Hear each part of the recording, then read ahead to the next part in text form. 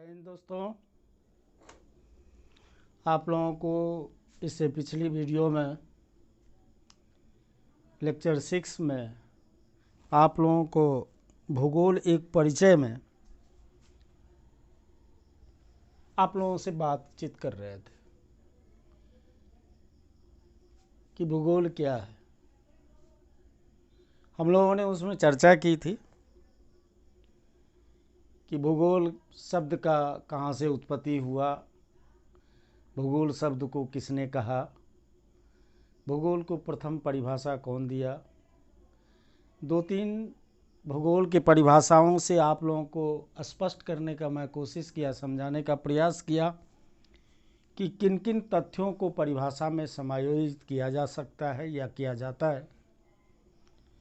उसी कड़ी में आपको मैंने देखा कि मिला जुला कर सब कुछ न कुछ आधारभूत चीज़ों में आगे पीछे कर के परिभाषा बनाए थे,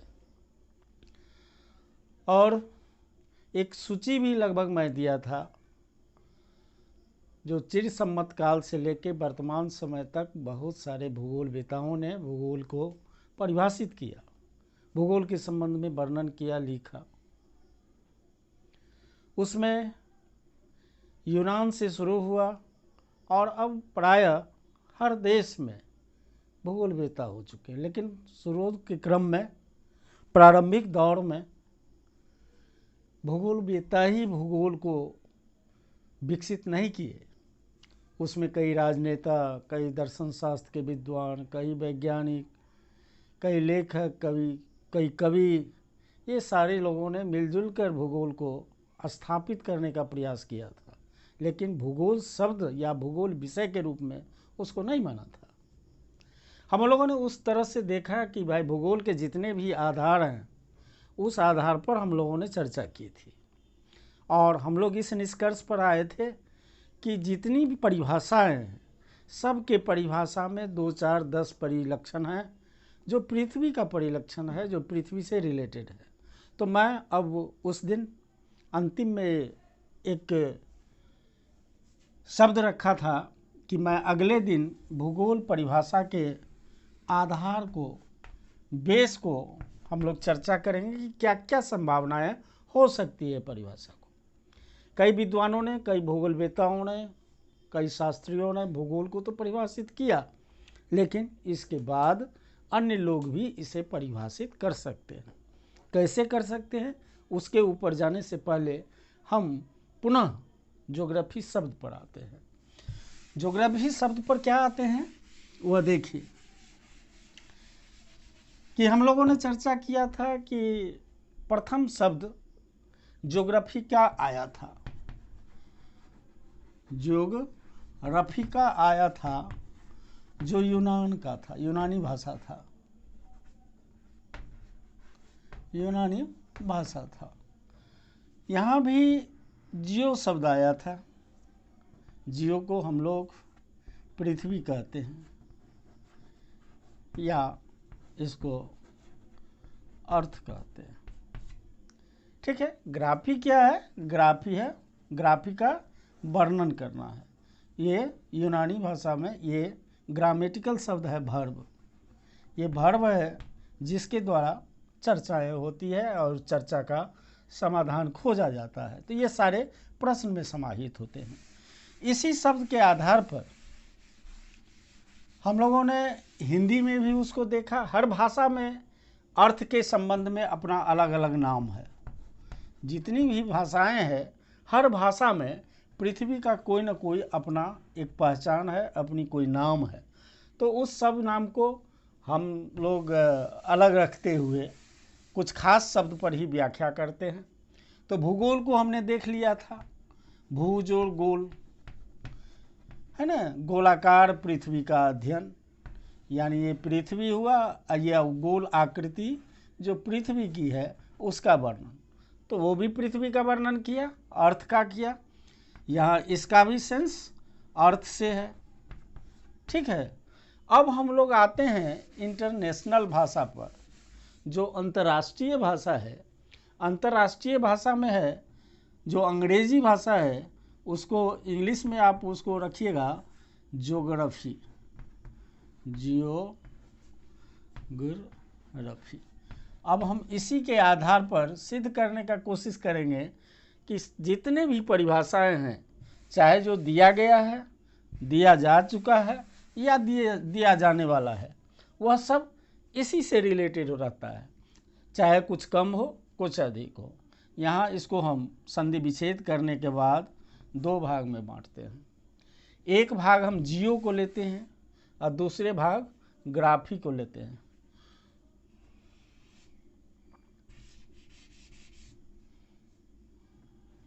जियो को और ग्राफी को, तो इसको यहाँ ले आइए जियो और इसको यहाँ ले आइए ग्राफी।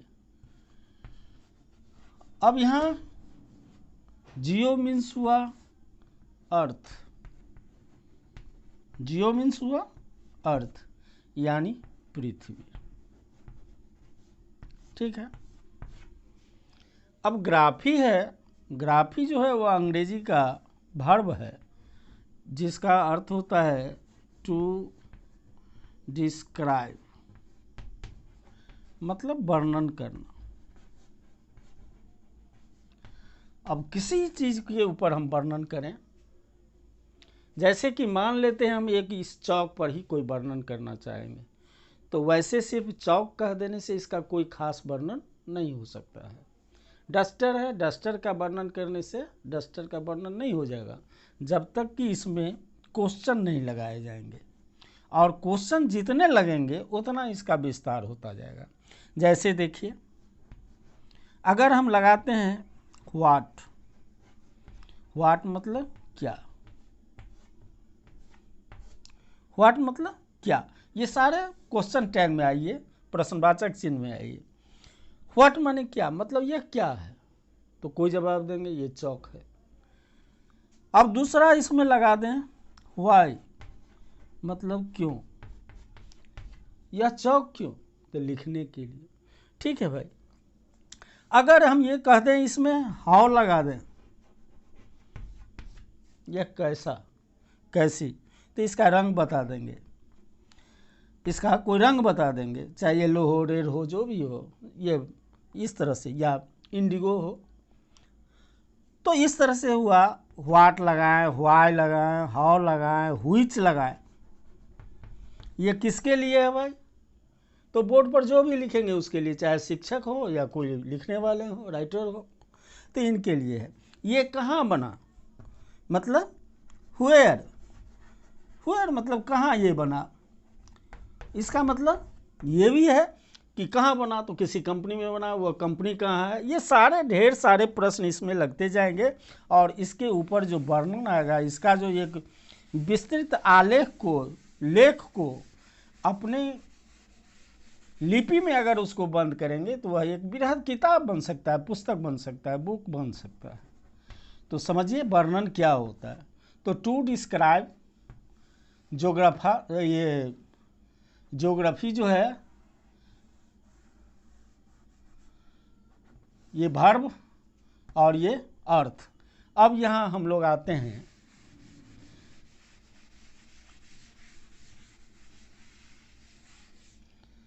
अब यहाँ आ गया अर्थ।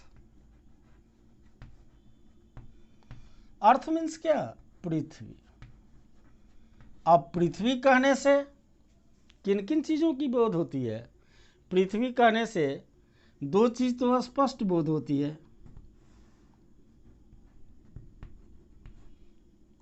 लैंड और वाटर,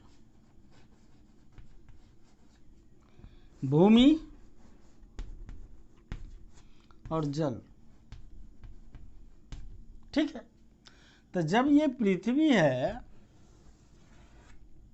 तो पृथ्वी के ऊपर मान लिया ये जल का क्षेत्र है, ये लैंड है, ये जल का क्षेत्र है, और ये लैंड है।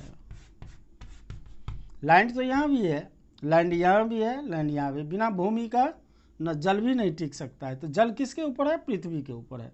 तो इसका दो चीज़ हुआ, एक हुआ भूमि यानी स्थल, एक हुआ स्थल, और दूसरा हुआ जल यानी वाटर जल, सभी प्रकार के जल का अध्ययन, चाहे नदी का हो, समुद्र का हो, झरने का हो, झील का हो, भूगोल में कोई भी ऐसी चीज़ नहीं है जिसकी व्याख्या नहीं है। तो ये सारे चीज़ का अध्ययन करते हैं, यहाँ भूमि से करते हैं। तो यानी इसका मतलब हुआ कि लैंड कैसा, जिसको कहा गया है लिथोस्फेयर, लिथोस्फेयर स्थल मंडल। स्थल माने भूमि, भूमि का समूह। अब जितने भी तरह का भूमि हो, ये मंडल मीन्स हुआ समूह, एक तरह के मिट्टी का नहीं।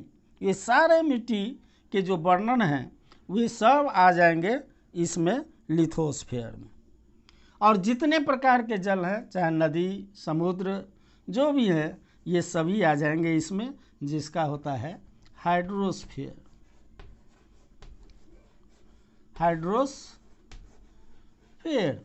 मतलब जल मंडल।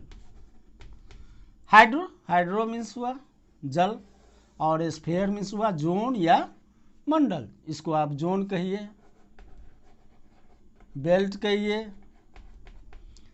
क्षेत्र या मंडल, जो भी कहिए। हाइड्रो का मीन्स हुआ जल। तो यहाँ मुख्य रूप से समुद्र से ज़्यादा रिलेटेड बात होगी, क्योंकि जल का मुख्य समूह होता है ओशन, मुख्य समूह होता है इसका ओशन। और सारे जलों के जड़ में अगर देखें तो जाते जाते ओशन का योगदान है, माने समुद्र का योगदान है, इसलिए समुद्र का बृहद बात होती है इसमें। तो इस तरह दो चीज़ हुआ। तो यहाँ तो हमने समुद्र की बात कर ली, जल नदी नाले की बात कर ली, झरना की बात कर ली, पर्वत पठार मैदान रेगिस्तान आदि भूमि की बात कर ली। दो चीज़ तो है पृथ्वी पर, लेकिन एक तीसरा चीज़ भी है जो दिखाई नहीं पड़ता है। वह कौन सा चीज़ है? वह है इसके ऊपर एयर। जहाँ कहीं भी भूमि का क्षेत्र खत्म होता है तो वहाँ एयर है। मान लिया ये पर्वत है, पर्वत है तो यहाँ एयर है। कहाँ? तो इसके किनार पर, जहाँ खाली जगह है, जहाँ भी खाली जगह है सबके ऊपर में ये एयर है। इसकी मोटाई कितनी है, क्या है, ये तो बाद की बात है, एयर है। तो कहने का मतलब समस्त पृथ्वी के जो स्वरूप हैं, जो भाग हैं, वह एयर से घिरा हुआ है। तो एयर से घिरा हुआ है, इसका मतलब एक लिथोस्फेयर का अध्ययन करते हैं, दूसरा हाइड्रोस्फेयर का अध्ययन करते हैं, और तीसरा करते हैं एटमॉस्फेयर का।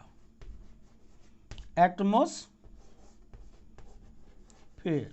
मतलब वायु मंडल। अब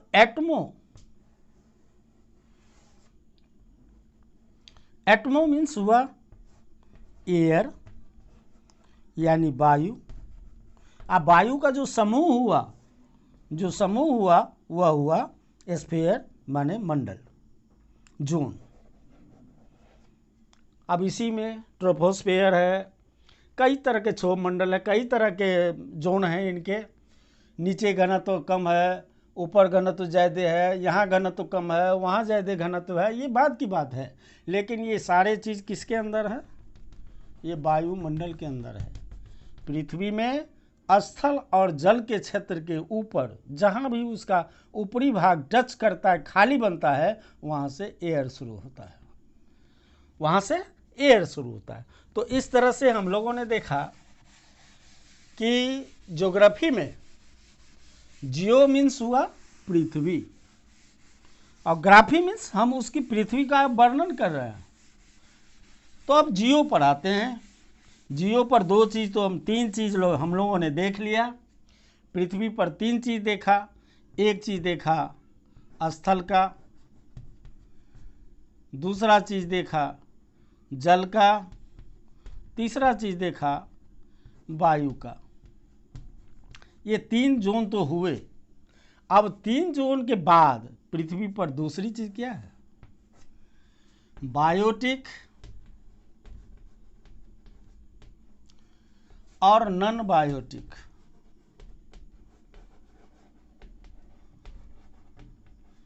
जैविक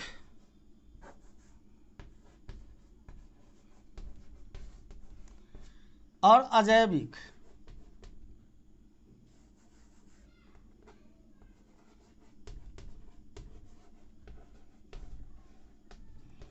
सजीव या निर्जीव, जितने भी ये दोनों तरह के चीज हैं, वस्तु है, ये सारे चीज किसका अंग है? पृथ्वी का अंग है। ये पृथ्वी का अंग है। और पृथ्वी का अंग है, इसका मतलब जैविक अजैविक में जीव जंतु सारे चीज़ों को पढ़ा जाता है, जिसमें एक स्वयं मैं और आप भी है, वह है मैन, मनुष्य। जैविक अजैविक में मुख्य है मनुष्य, जिसके पास ज्ञान है और सारे चीज का अध्ययन यही कर रहा है, मनुष्य कर रहा है। अब कैसे कर रहे हैं, अब उस पर हम लोग आते हैं।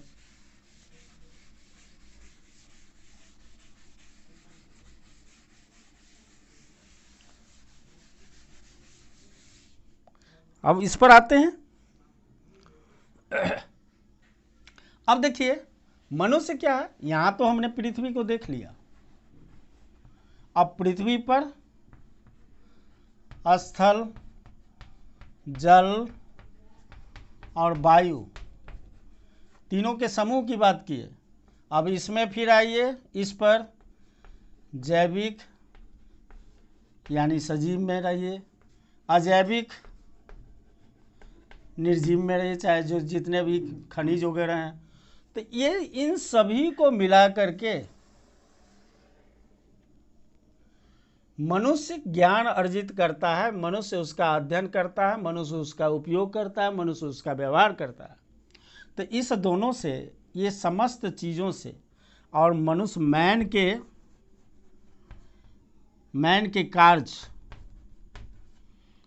मैन और मैन के कार्य, और ये प्राकृतिक जितने तत्व हैं सो, ये सभी मिलकर के बनाता है वातावरण।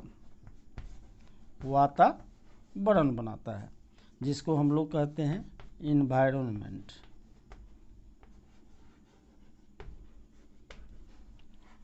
कहते हैं वातावरण बनाता है, परिस्थिति होती है, परिस्थिति बनती है। मनुष्य उसमें कुछ उपयोग के लिए किसी को छांटते हैं, किसी को जोड़ते हैं, कोई काम को बढ़ाता है, कोई काम को घटाता है। तो इस तरह से पृथ्वी में, पृथ्वी कह देने से सिर्फ इसके मिट्टी और जल की व्याख्या नहीं होती है। ये गोलाकार पृथ्वी में स्थल का, जल का, वायु का, सजीव निर्जीव का और मनुष्य का, और मनुष्य तथा ये पृथ्वी के सारे प्राकृतिक तत्वों से बन करके वातावरण बनता है। तो वातावरण का भी हम अध्ययन करते हैं। वातावरण में तो कोई चीज़ छूटता नहीं है, ये सारे चीज़ आते हैं। पुनः ये इसके अतिरिक्त क्या होता है, मानव के कार्य,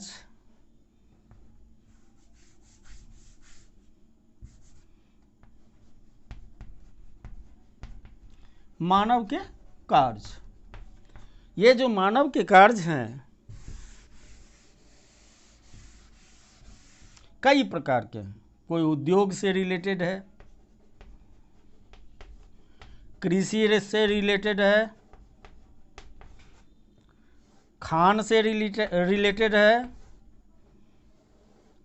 शिक्षण से रिलेटेड है, संबंधित है, खेल से संबंधित है। जितने भी तरह के कार्य हैं वे सारे कार्य मनुष्य के द्वारा होता है। पशु पक्षी जैविक अजैविक चीज़ के द्वारा भी होता है। और ये सभी चीज़ों के कार्यकलाप से पृथ्वी एक पारिस्थितिकी तंत्र में जुड़ी हुई है, इकोसिस्टम में रहती है। इकोसिस्टम पारिस्थितिकी तंत्र में, तंत्र मीन्स क्या हुआ कि सारी विधान हुआ, विद्या हुआ, तो इसमें जुड़ी हुई है। इस तरह से पृथ्वी की सारी तथ्य ये कई ब्रांचेज बनाती है। जितने काम हैं वे सभी भूगोल बनते गए हैं। उद्योग से रिलेटेड काम किए, उससे बना औद्योगिक भूगोल। कृषि से रहा कृषि भूगोल,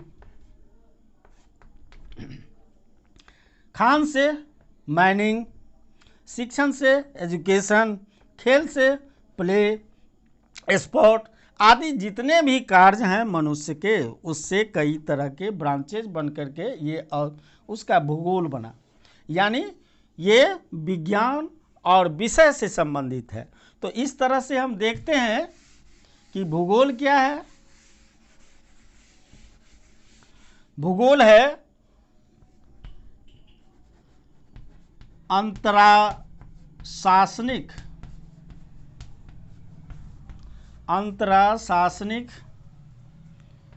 विज्ञान है। ये सारे विज्ञान में घुसा हुआ है, सभी विज्ञान का उत्पत्ति केंद्र है। ये इंटरडिसिप्लिनरी साइंस है ये, और ये सभी को जोड़ता भी है। उद्योग को औद्योगिक भूगोल से, कृषि को कृषि भूगोल से, खेल को खेल भूगोल से, और अब यहाँ तक आइए कि कहीं पर क्राइम होता है, कहीं पर क्राइम होता है। क्यों क्राइम होता है? इसका भी रीजन है जो ज्योग्राफी ही पैदा करता है उसको। ज्योग्राफी मीन्स क्राइम क्यों पैदा करता है? तो वहाँ कुछ ऐसे एलिमेंट्स हैं, वहाँ कुछ ऐसे एब्स्ट्रैक्ट है जिसके चलते वहाँ क्या होता है, क्राइम होता है। अगर यहाँ सोना का भंडार हो तो क्या लोगों की नज़र इस पर नहीं होगा? होगा, तो क्राइम भूगोल भी बनेगा। तो इस तरह से आगे कई स्कोप हैं, कई क्षेत्र है। ज्योग्राफी का जो क्षेत्र है वह अनंत है, अनंत, उसका कहीं अंत नहीं है। जैसे आप एक एग्जाम्पल से समझिए, फिजिक्स वाले, भौतिक वाले, चाहे वह वेग का हो, प्रकाश का हो, दूरी का हो आदि की बात करते हैं, तो उनका एक लिमिट लेबोरेटरी होता है। केमिस्ट्री वाले कोई गैस बनाते हैं या उसको विनाश करते हैं या जो भी करते हैं, उनका भी एक लेबोरेटरी होता है। वह खास क्षेत्रों में घिरा है, एक बंद कमरे में भी होता है। लेकिन ज्योग्राफी का क्षेत्र, ज्योग्राफी कहाँ से है भाई? अब यहाँ आइए, ये जो ज्योग्राफी है ये आपका ग्रह है। किसका ग्रह है भाई? सौर मंडल का,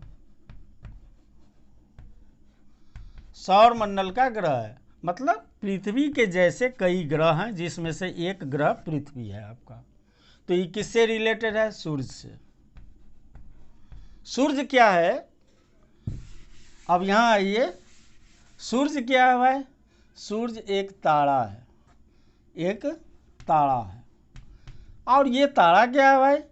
किसी निहारिका का अंग है।